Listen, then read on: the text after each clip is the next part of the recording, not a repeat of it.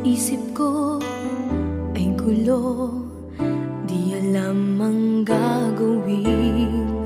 Kung ako'y iiwas at sa'yo ay sasabihin na ako sa'yo'y may pagtingin.